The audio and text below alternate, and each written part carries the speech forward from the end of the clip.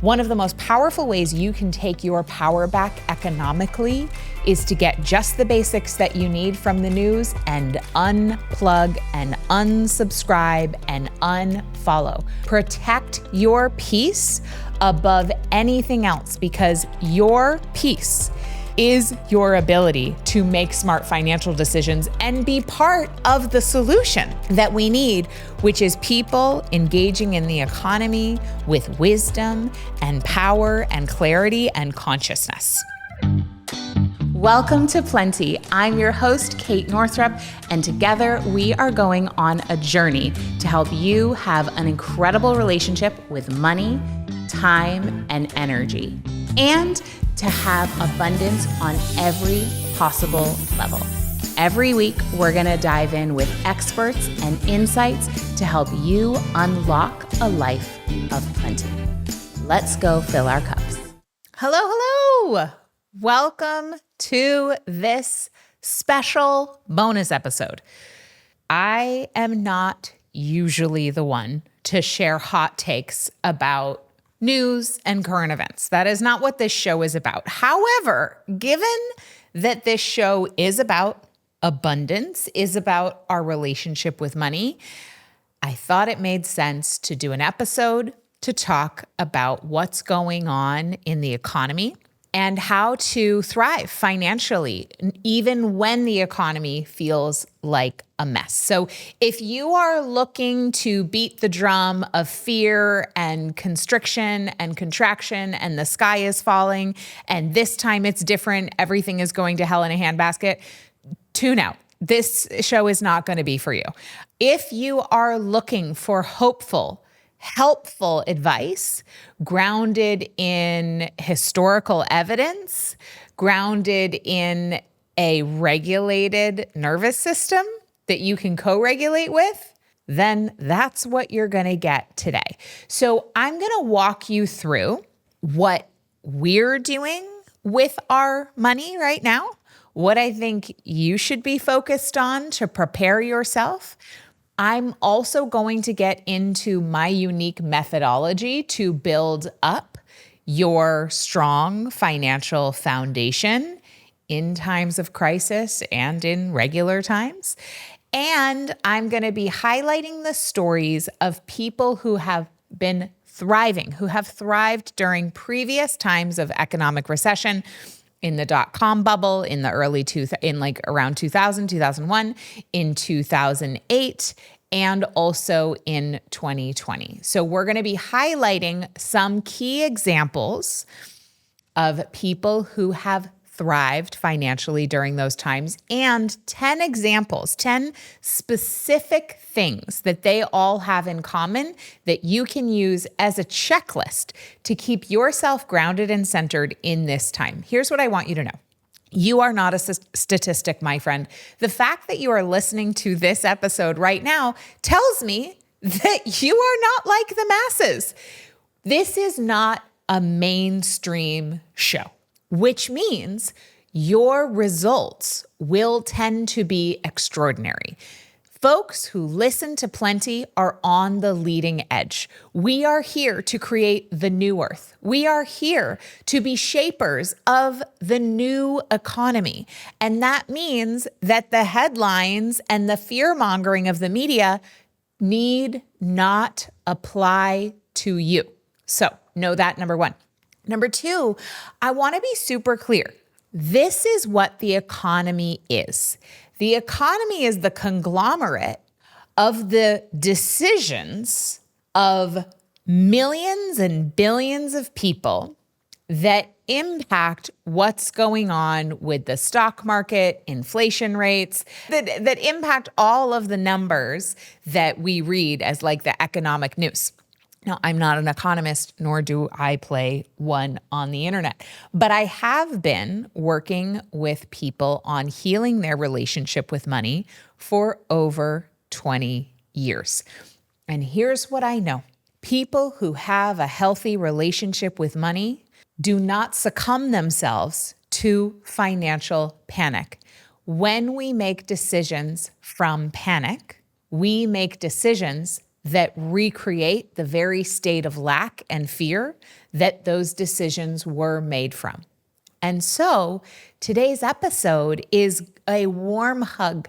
It is a compassionate, fuzzy blanket with strong advice for how to thrive during these uncertain times. Now, I want you to remember that while the economy is kind of a read on the temperature of a particular city, a particular country, a particular region financially, it is just the average of what's going on with all the people. And you, my friend, are not average. So we already covered that, but I just wanted to make it clear. Here's the thing. People who thrive financially during economic downturns see opportunity while others see chaos. What do I beat the drum about constantly? Your nervous system. Now, today's episode is not going to be about how to rewire your nervous system to feel safe and secure financially no matter what. But I want to say that healing your nervous system in relationship to money is the number one most important thing you could focus on during an economic recession to make sure that the decisions you make, that the feelings you feel, and that the actions you take set you up to thrive. Your ability to see opportunity while others see chaos, while others see fear, while others see crisis is dependent on your nervous system's ability to feel safe. If your nervous system is in a threat response, if you're in survival mode, you will not be able to see anything other than chaos and crisis. But if your nervous system, if you know how to come back to center, if you know how to return to resonance and power and presence and wholeness, you can easily see opportunity where others see chaos, and you can be brilliant in these times. That's why you must come to my Good with Money workshop. There could never have been a more important time for this work. I scheduled the dates for Good with Money in May 2024. I couldn't have possibly known that in April 2025, when Good with Money is happening, it is my once a year live financial healing workshop. I couldn't have possibly known when I set the dates for this workshop that we would be inviting to the workshop at the very same time that headlines are all about economic crisis and impending recessions and the stock market falling and all of that stuff. I just want you to know it couldn't be better timed. And while I'm certainly not happy that things are becoming, chaotic in the economy, I am really happy that I know for sure that the work we're doing in Good with Money is the solution you need. It is the foundation that will provide you the ability to find opportunity in this time of great change and great transition. So make sure you're signed up for Good with Money. You can head over to katenorthrup.com/good if you're not already. But likely, if you're listening to this, you already have signed up. And if you haven't, make sure you do. So I would love to let you know, I'm not going to go in about headlines because quite frankly, by the time this episode comes out, these headlines may have shifted. But I do want to say that beyond your nervous system healing, which is the first and foremost, that is your ability, that will determine your ability to think critically, to think creatively, to see opportunities where other people only see chaos. Number two is, it is a really good time to double down on building your cushion fund. So a lot of financial experts call this your emergency fund. I believe in the energetic power of our words and our frequency. What we know from quantum physics is that we attract what we are. We attract who we are being. We don't attract what we want. We attract who we are being and the state in which we are living our daily lives. So I don't believe in saving money for an emergency, because if we're saving money for an emergency, we tend to create an emergency. Instead, I love to call it a cushion fund. My recommendation is 3 to 6 months of living expenses in a cushion fund that you put in a high yield savings account. Those of you who end up joining us in Relaxed Money will get access to a high yield savings account that's exclusive to financial professionals and people in our community. So stay tuned for that. But you need to save 3 to 6 months of living expenses in a high yield savings account. That gives you a nice, soft, fluffy cushion to be able to fall back upon when life requires it, whether that is something going on outside of you, like something in the economy, or something that's happening more on a micro level in your own life, like starting a new business or having a new baby and wanting to go on maternity leave, or an illness in the family, or whatever it may be. We need a cushion for both delightful events and unexpected ones. Either way, we want to build ourselves a soft place to land. So now's the time to pad your cushion fund. Get it in a high yield savings account so it is earning interest while you sleep. And the second piece of that is, you might be asking, like, how do I build up my cushion fund? Well, I have a very unique methodology that I created when I was like 25 years old to align your spending with what you value so that it's easier to find more spaciousness in your monthly spending. So you have way more left over without feeling deprived. So back in the day, I was making $34,000 a year and I was in over $20,000 of credit card debt. Now, others might have told me that was a time for panic. That was a time of crisis. And while I knew I needed to do something about it, I decided that I was going to live abundantly while I dissolved my debt, or as I call it, invoices for blessings already received. So what I did is I aligned the way I spent my money with what actually gave me the biggest bang for my buck. Now, we go into a whole process for this in Relaxed Money, but the quick and dirty that you could like just at least think about without having the entire methodology is think about what gives you the most bang for your buck, right? That's going to be really unique. For example, I'm not that into cars, right? Like driving a Lamborghini or like some kind of fancy pants car, it doesn't really do it for me. I drive a Toyota Prius. What I love about my Prius is it's silent, it's really easy to parallel park, and I only have to put in like $25 of gas a month. It just makes me feel zippy and light and abundant, right? So if I went and bought a $100,000 car, for example, that would not give me a sizable, impactful return on my investment because it doesn't really align with my values.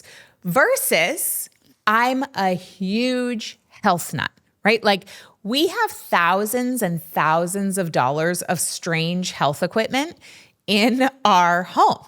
And so I would much rather pull in my spending in areas that don't give me that much bang for my buck so that I can invest in the places where $1 invested gives me like a 10x or a 100x return on the amount of joy and the amount of abundance I receive from that money. When you get really clear on aligning your spending with your values, you don't need to spend nearly as much money, and yet you feel way more abundant. So doing this work and really getting in there and looking at your numbers, which you're much more easily able to do when you are working on healing your nervous system and signaling to your body that looking at your numbers and engaging with your money is safe. When you do that work, you can find all this extra cushion to build your 3 to 6 months of living expenses in the bank. And by the way, if you're a business owner, I also recommend having 3 months of business expenses in the bank in a business high yield savings account. So that's just a hot tip if you're a business owner. Okie dokie. Now, the other thing is my mentor and friend, Barbara Hewson, formerly Barbara Stanny, she wrote Overcoming Under Earning and Rewire for Wealth and Sacred Success. She's amazing. And Barbara talked about how when she became an investor, everyone else was like talking about how the sky was falling, like in 2008. Oh, the sky is falling. This is terrible. Da, da, da. And I had a conversation with my girlfriend the other day too. She was like, oh, with everything that's going on in the economy, are you guys selling your investments or what are you doing? And I was like, no. You do not sell when the market is low. That makes no sense. Panic selling is the very reason the market crashes. So it's such a fascinating, if you can take a 30,000 foot view, you'll see it's a fascinating phenomenon in which headlines start to beat the drum of fear. And then people get scared. And then they panic sell their assets, their stocks, their bonds, their whatever. And then the reality of the economy begins to match the headlines because the very thing that the headlines are about manifests in the world because people are outsourcing their financial power and deciding because the headlines say they need to panic, they should panic, and then they take panicked steps. And panic steps ensure that they're selling at the bottom of the market and losing money. It makes no sense. So Barbara Hewson talks about that in times of economic downturn, stocks are going on sale, right? So it's like a sale in the stock market. It is a wonderful time when a very successful company that has overall had really strong returns, maybe you can get that stock for 13% less or 15% less. Like that's a good investment because we want to buy low, right? And sell high. Now, for most people, they're not day traders, right? Like they're not trying to tune into everything going on in the stock market every single day so that they can make a quick buck at the end of today. Most of us are buying and holding for the long term. And when we look at the long term, since the year 1957, the stock market has had, on average, since 1957, a 10.5% return annually for the last 70 years. Okay? This time is not different. If we are here for the long term, right? If you don't need that money immediately, the stock market is going to come on back. Even during the last massive dip, the market returned within 2 years, right? So there's no need to panic sell, hold, and then it's a great time to take any extra money and invest it when stocks go low because the stock market is having a sale. Now, that is a prime example of when everyone else sees chaos and is panicking, you see opportunity. So I want to give credit to Ms. Barbara Hewson for that. The stock market is going on sale, and that is the wealth builder's advantage. And then the other thing I recommend is to implement a dollar cost averaging strategy. What the data shows us is that people who, essentially use the stock market as gambling, where it's like they're trying to time it appropriately or whatever, they tend to lose out versus people who use dollar cost averaging, meaning they set aside a specific amount and they put it in every week or every month, no matter what is going on in the market. That dollar cost averaging strategy over the long term is shown to be the most effective.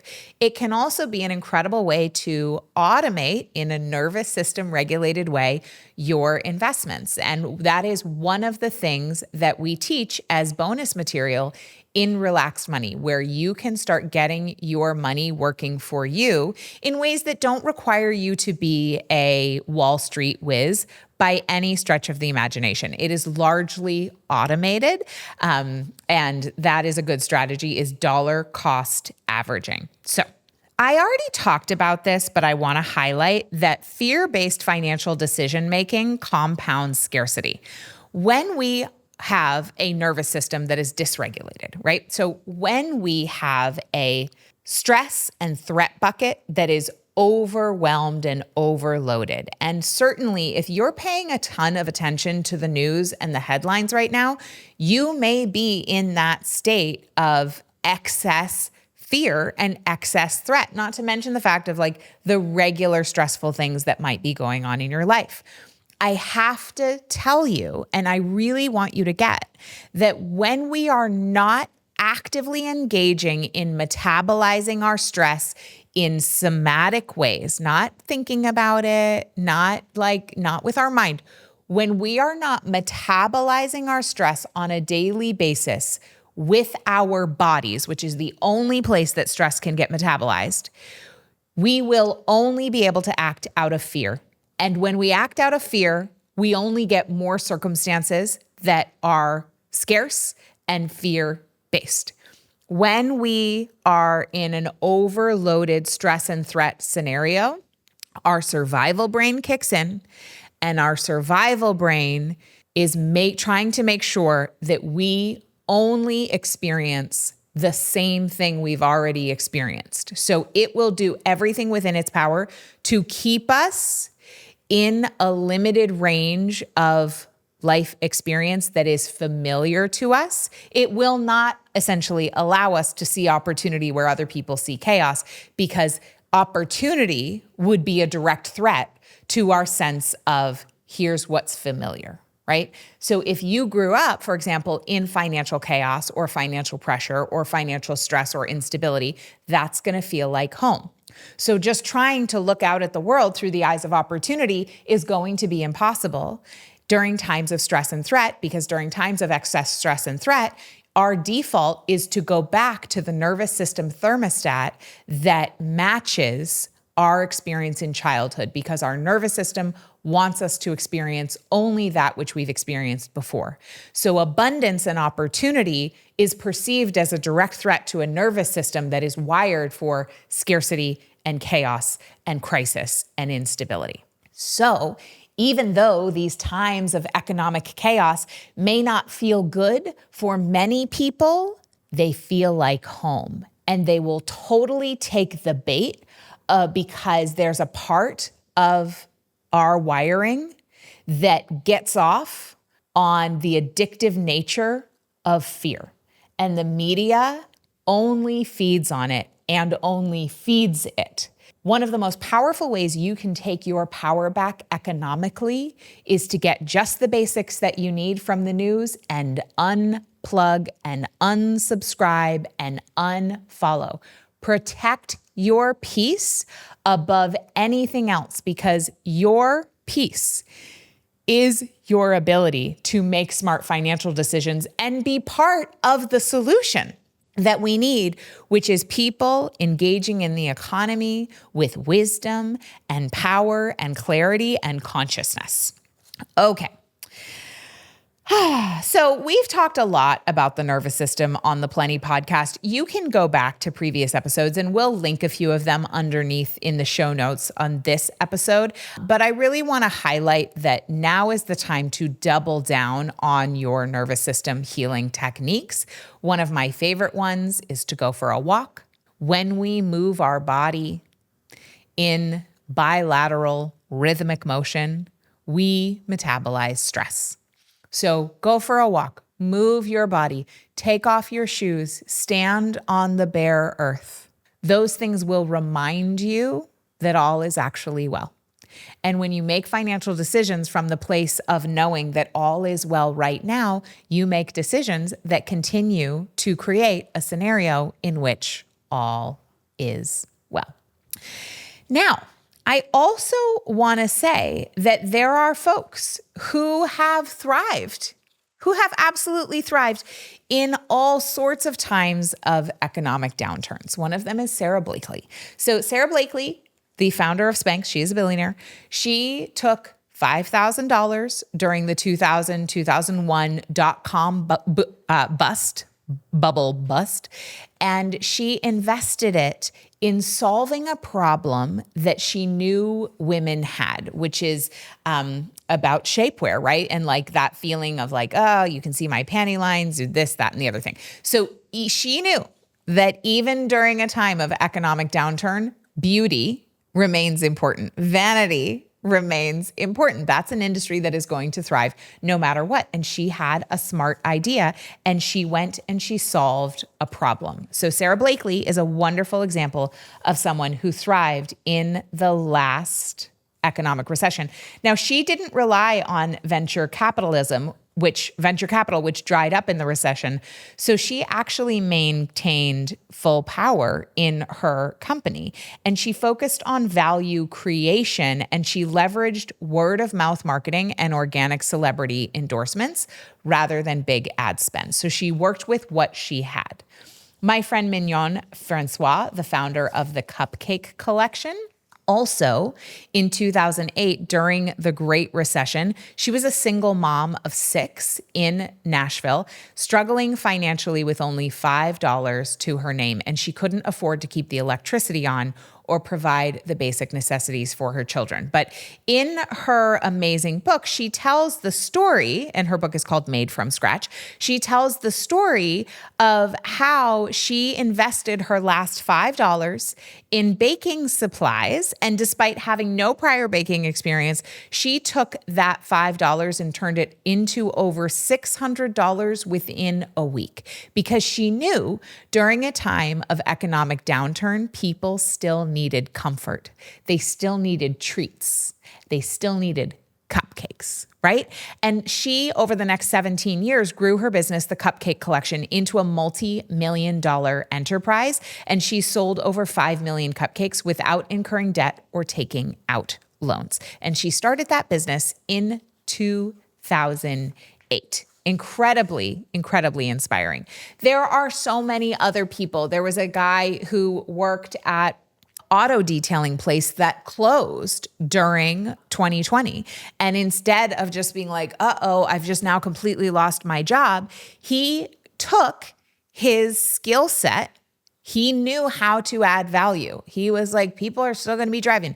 People are still going to be needing their cars cleaned. So he created his own mobile detailing business and was able to thrive when everything else shut down in 2020. There are countless examples of this, and I want to highlight 10 things that people have in common who thrive in any economic climate. So I said number 1, they have worked on healing their nervous system so that they can do the following 10 things. And again, we are going to, in real time, rewire your nervous system money thermostat so that abundance and opportunity actually feel safe on a conscious, subconscious, and unconscious level, so that you will not sabotage yourself, so that you will not get caught by the hook of fear that they are so desperately trying to catch us with right now, so that you can remain whole and complete and abundant no matter what. And that's what we're going to be doing in Good with Money. So make sure you sign up at katenorthrup.com/good. It is the only time I teach this workshop. It is live. It is once a year, and it is the most powerful, important place you could show up right now during this time. So here are the 10 things that people who thrive financially, even when the economy is a mess, do. Number 1, they respond instead of reacting. Right? So rather than panic, they pause. They take advantage of the space between stimulus and response, and they're able to use their full mental and intuitive capacities to choose, to be at choice about their wisest next step. And I will tell you, that requires having a regulated, healthy nervous system. Number two, they lean into being of service and the real needs that people have. So Sarah Blakely, she knew women wanted to feel beautiful no matter what. Mignon Francois, she knew that people want to eat cupcakes when they're stressed, right? So there were real needs that people had, and they asked, what do people need right now? Miguel, right, with his mobile auto detailing. People are still going to be driving around getting their groceries and whatever, right? Like they still want to have a clean car. So what do people need right now? And how can I position myself to meet urgent and meaningful needs? So service becomes the engine of financial sustainability. Now, that's true no matter what our economic climate. When we add value, we receive value in return. And those who are the smartest with money, those who are good with money, understand how to add value to other people's lives and get paid in return. Number three, these people who thrive during economic times of downturn work with what they had. They work with what they had. They look around, they're resourceful. They're able to see all the riches that they already have, whether it's within their network, whether it's a skill set, whether it's a particular resource or methodology that they've created. So they don't start usually with big capital or ideal conditions. They maximize the resources, skills, and relationships they already have in their hands. So they choose resourcefulness over resources. Number four, they allow their identities to evolve. So when we have a fixed, limited identity, that identity is actually wired into our brain and our nervous system. Our brain and body, the neural patterning is our identity. And the good news is when we do our nervous system healing work, the rewiring work that we'll do in Good with Money and beyond, we actually can quickly update our identity so that it is possible to act and be in new ways relatively easily. So those people who are thriving during these times don't cling to past titles or roles or past identities to be like, well, if you're a laid off factory worker or a stay-at-home parent or a restaurant chef, it'd be like, well, I was a laid off factory worker. I just can't do this. Or the school I taught at is not open, so I just can't do this, right? It's looking at how can I have a fluid identity that can adapt and evolve given the adapting and evolving circumstances. Number five, they made small, courageous first steps. So none of these people that I spoke about leapt straight into multi-million-dollar success. They made micro moves like baking with $5, posting a new Etsy listing, investing in one property, right? Like they start where they are. And that in the land of nervous system healing is called titration. One doable action step at a time. And for most of them, they didn't see the full path, right? Like that's been the case for me. I've never thought that I would be teaching a program about helping people heal their money for multi-seven figures every year. That was not on my radar. I took one single next best step at a time. And that wisdom applies no matter the economic circumstances. Number six, these people bet on what was working, not what was broken. So while others double down on outdated models, these people who thrive pay attention to what is gaining momentum and they align their offerings accordingly. So you want to partner with the momentum going on in your market, in your community, whatever it may be. For example, in 2020, a lot of people blew up with online businesses, right? I was already in that space for a million years, so I've been around, but a ton of people joined this industry. And I was like, whoa, look at them. They saw where the world was going. They were like, oh, people are at home. People are on their devices. People can't go to a live workshop, to a live class in the same way. I'm going to put myself in the way of the momentum rather than try to build in the old way that people did before. Another example is a restaurant that we love in Portland, Maine called LB Kitchen. LB Kitchen was go in there and order at the counter or whatever. During 2020, when that wasn't happening anymore, they blew up their take home, eat out meals. We spent hundreds of dollars there every week because they were creating healthy, pre-packaged foods that we could go and pick up at the window and take home. Their online ordering, they fully made that really easy and straightforward. They made the whole thing so great, and the food was so delicious and also healthy. It was our go-to, and it became our little favorite outing that we would just go and pick up our stuff. So instead of being our business model is broken, they pivoted and they innovated.